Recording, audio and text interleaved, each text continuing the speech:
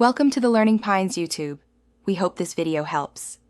In this video, I will explain how to change a Jeep Grand Cherokee battery. First, let's prepare for the task.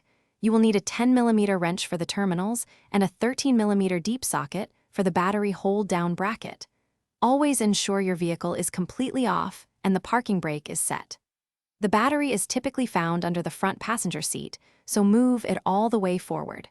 Remember to wear safety glasses and gloves for protection. Now, let's safely disconnect the old battery. Begin by removing the floor mat and lifting the access panel under the passenger seat to reveal the battery.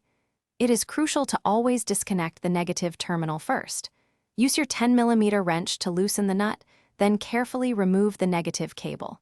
Secure it away from the battery, then proceed to disconnect the positive terminal using the same wrench. With the cables disconnected, it's time to remove the old battery. Use your 13mm deep socket to loosen and remove the battery hold-down bracket. Be prepared, as a typical car battery can weigh about 45 pounds, so lift it carefully.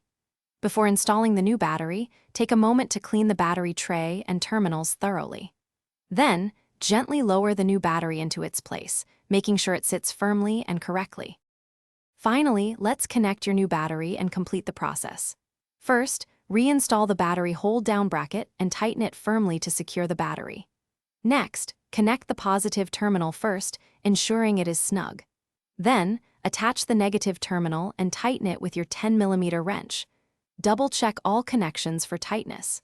Once everything is secure, start your engine to confirm the new battery is working correctly and check for any dashboard warning lights. Thanks for watching. Consider subscribing if we helped you.